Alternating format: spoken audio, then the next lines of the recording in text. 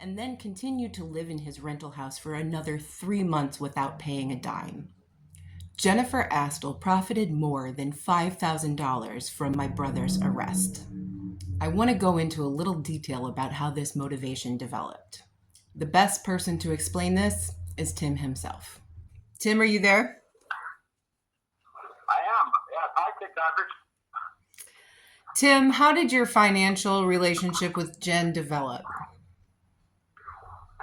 Well, I was living down in Nashville in 2005. I had moved down there for an internship at Sony Records. I moved back to St. Louis after I was done with the internship in early 2006. But while I was living down there, I was in an apartment with a friend from high school, and the neighbor was Jen Astle's father-in-law, who had Jen and her three daughters living with him in the apartment. So I met her there, befriended her and a couple other people at the apartment complex. And then after I moved back to St. Louis, I actually got a job going around the country doing marketing. So I kept in touch with everybody from Nashville, but I didn't live down there after the first couple weeks of 2006. But when I got that good job, I started to start my investment dream, which was essentially, I've always wanted to buy houses, fix up, rent out, eventually sell, and build up a little real estate empire. That was the plan from before I even met Jen. So you wanted to invest in real estate before you ever even knew Jen? Correct, yes. You could ask my friends from high school. I wouldn't shut up about it. Did you initially offer Jen that she could live in this house? No, actually, during her testimony, she admitted that she came to me. She knew I was looking for houses to rent. She knew that Clarksville was one of the places that I was looking to rent it. And she came to me and asked me if she can rent it for me, and move her children and get out of Nashville, get away from the ghetto, and how she put it, and get a house on her own where she's not living with somebody else. So Jen said that you and she had a plan. What was that plan?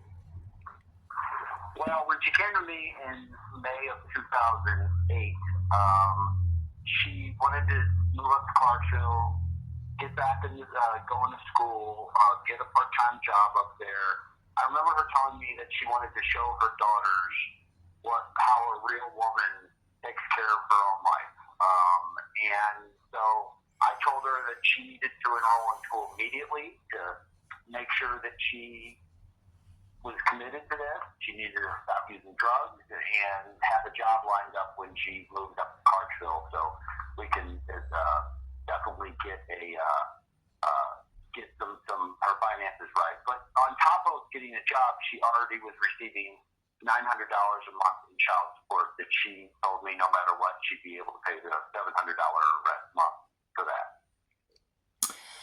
The prosecutor in your case has described Jen living in your house as a friendly arrangement. Did you just allow her to live in the house as a friendly arrangement? No, that's wrong. That's ridiculous.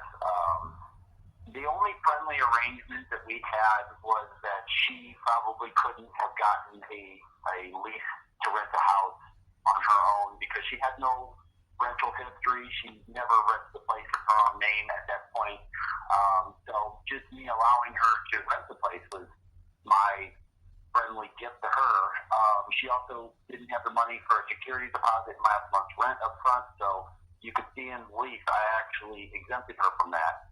That was as far as the friendly arrangement went. We signed a formal lease. That lease had proper signatures on it. I signed it. She signed it. I have a copy of it. It's in the court record at this point. Nowhere in the lease did it say that she could not pay rent and not be evicted. This was a formal lease. I did everything right as far as that's concerned. How did you set up the rent payments with Jen? Well, as I said earlier, she got she got child support from the state of Florida. She was able to show me her her statements from that, where the state of Florida garnished her ex-husband's wages, and she got 2 checks every month for $450 each. And with that $450 a month check every 2 weeks, she was going to take $350 of that on each time, deposit that in the account twice a month for a total of $700 a month.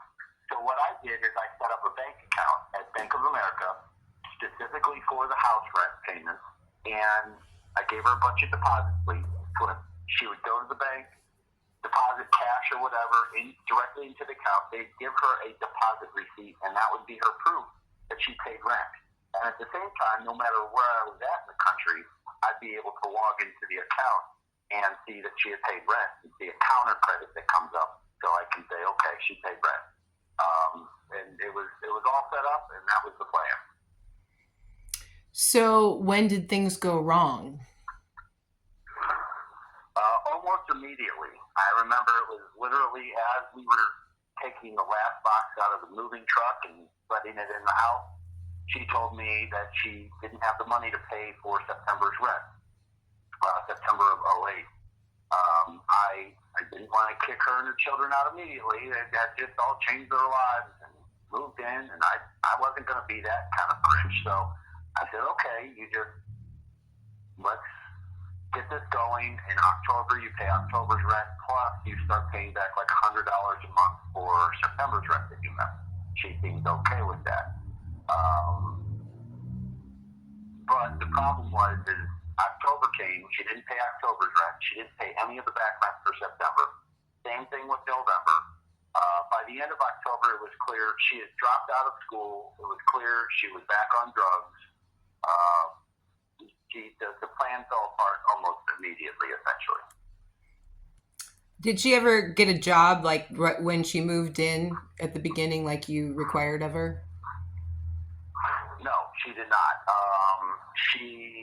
It was December, basically. By Christmas, she had paid a total of 1 month of rent for the entire 4 months that she had been there, 4 or 5 months, something like that. And I was working for BP. I had a contract with BP at the time. The contract was just about over, but in December, I still had my branded truck that had BP all over it. Part of my job was going to gas stations, the BP gas stations, and handing out some freebies to the franchisee and making everything happy and doing giveaways and stuff like that. So I did that one last time before I had to turn the truck in at the end of my contract. I stopped at the gas station literally on the corner, right walking distance from the house, about the only business in walking area. And I went and I did my thing, and I talked to the owner, and I made her happy, and I gave her a bunch of freebies. And then at the end of the conversation, I said, hey, I own a house right down the road. I have a good friend living there. She's looking for work. And she said, well, we need somebody for the night shift, and we need them immediately. Send her up here. So as I was on my way out of town, I called Jen. I said, go up to the gas station. She's got a job for you. So Jen went up there.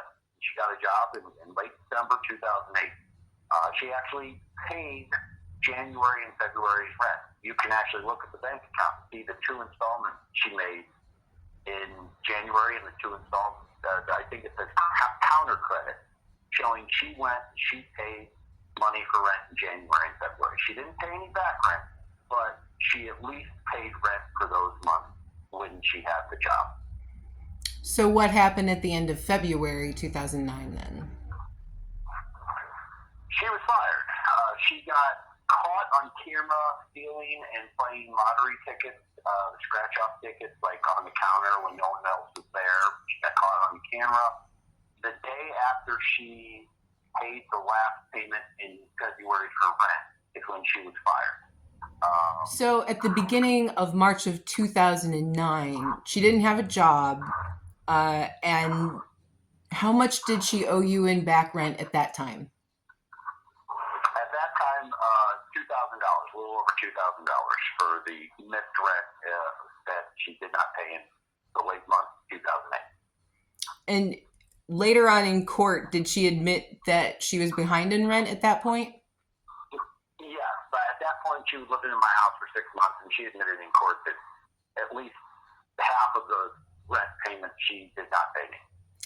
And so when she got fired from the job at BP, did she start looking for another job after that? No, she did not. So what happened on March 6th of 2009?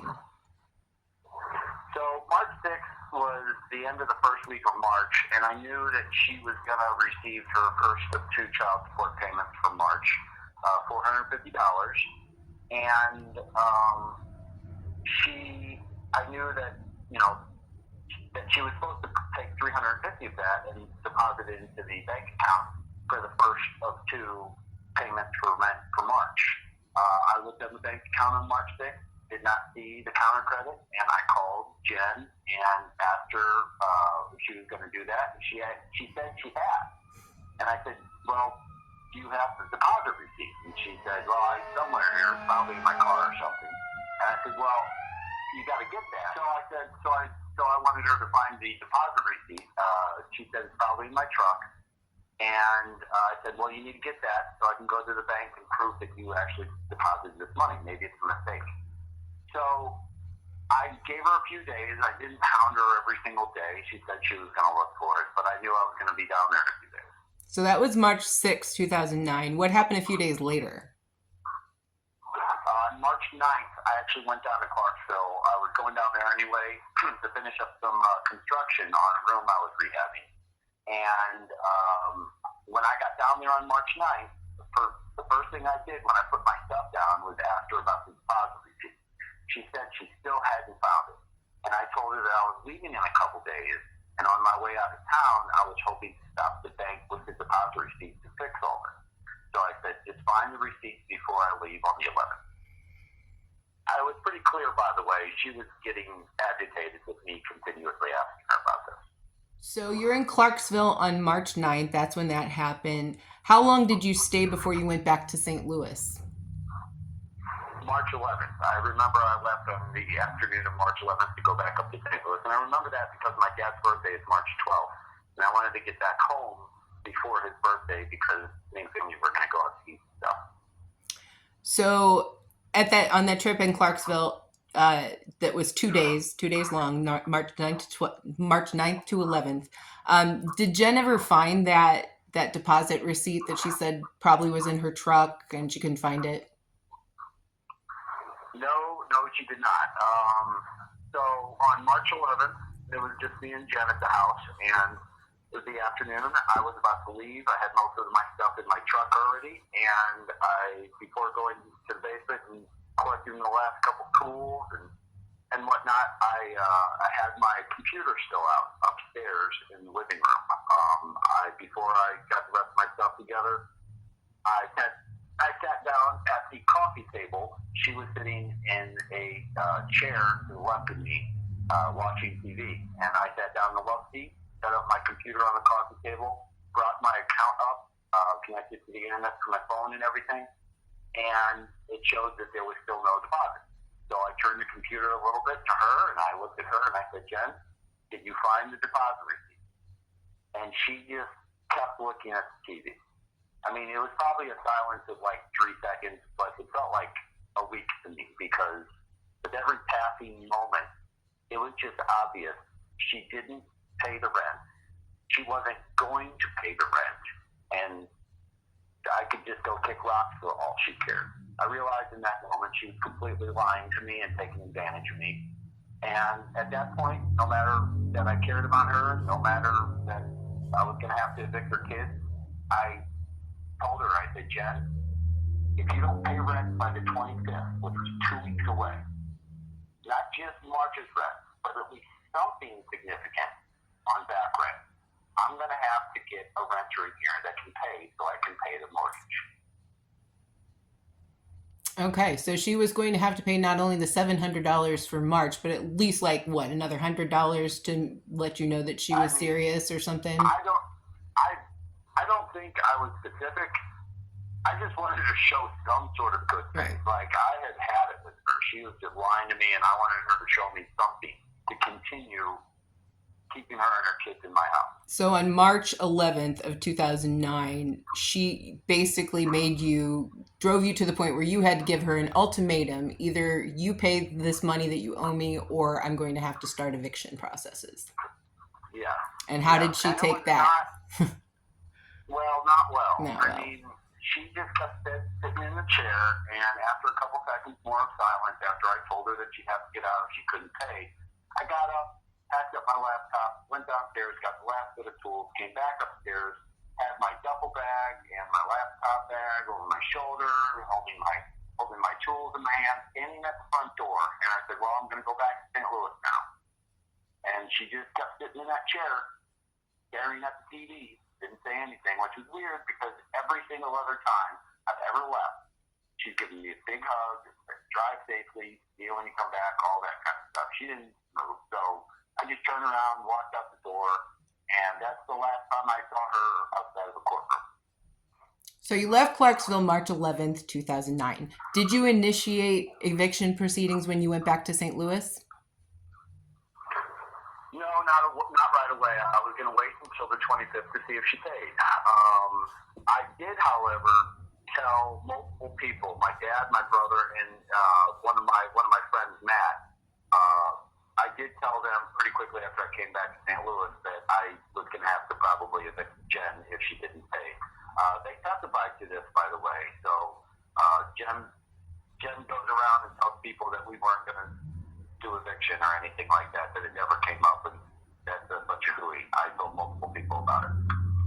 Unbeknownst to Tim, Jen had called the police on March 18th, exactly 1 week after this conversation, and exactly 1 week before she was about to be evicted. The police had Jen do a recorded phone call with Tim, on which they were listening and instructing Jen on what to say. When was the first time you learned that these accusations had been made? It was March 24th, 1 day before the rent was due, that I found out that these accusations were being made. My phone rang, and I thought it was Jen, and I was expecting one of two things. I was expecting either she was going to say, I have the money, I'm about to deposit it, and we would keep limping along, or that she couldn't get the money, and she was going to pack her stuff up and find somewhere else. And I was not looking forward to answering the call, but I answered it, and instead of talking about rent, she immediately told me that her daughter Jasmine had gone to school that day, talked to a guidance counselor, insinuated that somebody was touching her, that the guidance counselor called Jen, told her about this, that Jen went and picked her children up from school, brought them home, separated them, and asked them individually about this. And then they all said that I had been touching them. As I covered in other videos, one of those girls came on Facebook about a year ago and admitted that they never went to school that day. Tim's lawyer has secured an affidavit from the guidance counselor that was working at the school at this time, where she confirms this child never disclosed any abuse to her, and she never called Jen Astle to inform her of any accusations. So on this controlled phone call with the police, did Jen bring up rent on the phone call? At the end of the call, actually, after all the accusations were flying, she at the end said that she was moving out and she wasn't going to pay any more rent. But she also said that the same thing she said to me a couple weeks earlier. She said that she already had paid the first half of March's rent. That was already in the account. And I responded to her, well, it's still not showing up. I guess I'll have to go to the bank and talk to them. But quite honestly, I wasn't thinking about rent for the house. I was thinking about all these accusations that were being thrown up. It was not my statement about rent. I didn't bring it up. She brought it up. Later in the trial, the prosecutor said that I brought up rent. I don't know why that even mattered, but she brought up rent, said that she confirmed she deposited that first half of March's rent, and I said it's not there. So did you go to the bank and check? No, because I was arrested within a couple hours. But when I found it out a couple weeks later and got home, the first thing I did is open my laptop and check my bank account. And there was no payment at all in payment that was showing up as a counter credit was at the end of February, the day that she paid the second payment in February, the day before she lost her job. So just to recap something important here, on that recorded phone call that the police were listening to, Jen basically said that she had paid a March rent payment, and there was a bank account showing, even after you got out of that arrest, that that payment never was made, and the police never looked into that, right? Correct. Yeah, they were sitting there while she was making the phone call. They heard her say what she said. They heard me say what I said. And you could look at the police report. They never even bothered going to the bank to subpoena the bank account to see who was telling the truth. They could have even subpoenaed the video cameras at the bank to see if she was being honest about going to the bank and paying, and there might have been a mistake or something. They didn't care. They didn't care at all. So how much money did Jen make off of this? How much did she profit by this accusation that you did this to her daughters? Over $5,000 easy. More than that, actually. If you count the $2,000 she owed me before March, then March's rent that she didn't pay, and then the 3 extra months that she continued to live at my house and not pay me any rent, that's over $5,000. That's not even including she stole everything she could from the house that she left. She took all the high efficiency light bulbs I bought, the smoke detectors, the vacuum cleaner I bought for the house, anything that was nailed down. There was also a bunch of damage to the house. She just left the doors open, not just unlocked, but wide open. They trashed the house, and somebody even defecated in the attic. She left at least $2,000 of damage in the house, and then probably another $1,000 of items she stole. But let's just call it $5,000 because that's what she made directly from rent. And not only did she make that money from that accusation, also she got a restraining order against you, right? So from her and the property that you own that she was living in, isn't that right? Correct. That is correct, because they were claiming to be victims of crimes that they accused me of. They were able to get a restraining order, and I was not able to actually evict her until June. Okay.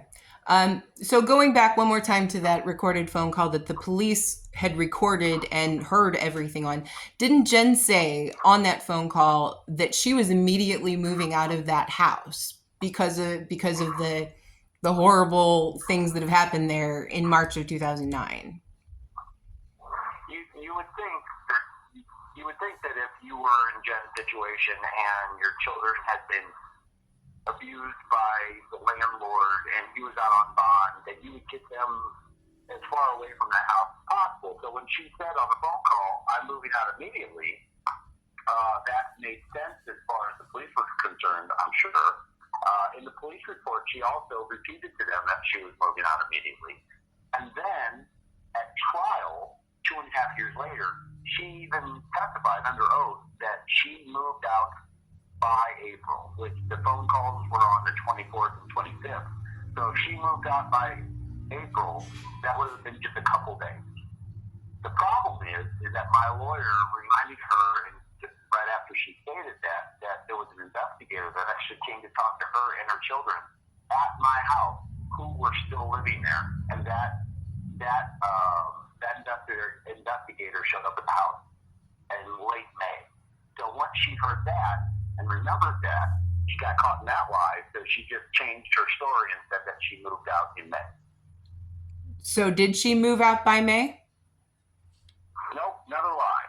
She was there until June, at least the first week of June, because we found some open mail from essentially like the first week, second week of June in the house that she had left, and that proves that she was there up until June, opening mail and whatnot.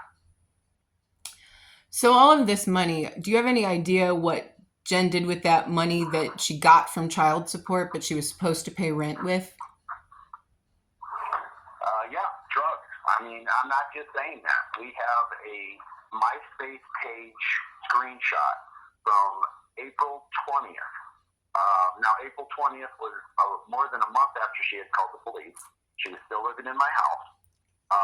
It was, in fact, a day before she had brought her kids to Child Advocacy Center to get physically examined to make sure they weren't harboring some disease or their genitals were mutilated or whatever. She was not concerned about her children having any of these issues because she knew I hadn't touched them. But on the the MySpace page, it shows that she said happy 420. 420, everybody knows, is a drug holiday. And then in the comment section or whatever, she typed, I'm going to get some vitamins, take my vitamin D, which was slang for smoking weed and taking a nap. So before she even took her children to get physically examined, a month later, she was spending money on drugs that she was doing while she was living in my house, not having to pay that money for rent.